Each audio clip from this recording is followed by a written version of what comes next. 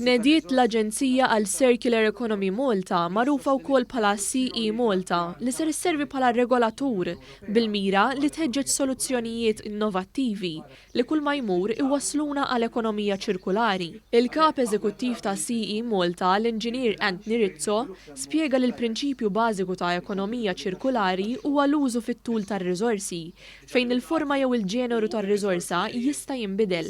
Fil-fatt, bħalissa l-Aġenzija qiegħda taħdem biex din is-sena tqassam madwar 350 reverse vending machine madwar il-gżejjer Maltin, bil-għan li aktar konsumaturi jiffamiljarizzaw ruhom mal-Beverage Container Refund Scheme. Din is-sena ser tara d-dawl ukoll kampanja edukattiva nazzjonali immirata lejn il-produtturi kollha, importaturi u distributuri ta' kontenituri ta' xorb fost oħrajn li huma reġistrati ma' BCRS Malta Limited. Aħna naqbdu waste streams partikolari fejn naraw li hemm ammont sostanzjali biex inkun nistgħu naraw jekk hemm xi inizjattivi nistgħu nieħdu biex kemm jista' jkun inbidlu l-mentalità jew ċoe nġibu l-intrapriża biex jinvesti biex kemm jista' jkun ikollna l-ekonomija ċirkolari.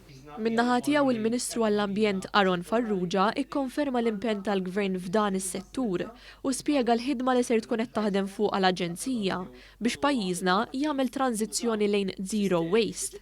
U tkellem dwar il-pjantazzjoni għall-Aġenzija li ser jimxi id fit mad diversi miżuri li diġà tħabbru, fosthom il-projbizzjoni fuq l-importazzjoni ta' plastik li jintuża darba biss. Fost oħrajn semma li flimkien mal-era ser titfassal skema biex jitnaqqas l-ammont ta' eluf ta' tunnellati ta' tires li jintremew ta' kull sena.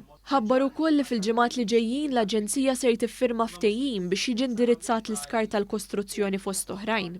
Dawn kollha se juru li l-pajjiż mhux biss se jimxi lejn era iktar sostenibbli mela minn mudell ekonomiku lineari għal mudell ekonomiku ċirkolari, imma qed naraw ukoll opportunitajiet tal-inċeċ ġodda ekonomiċi għal pajjiżna illi jista' jieħu.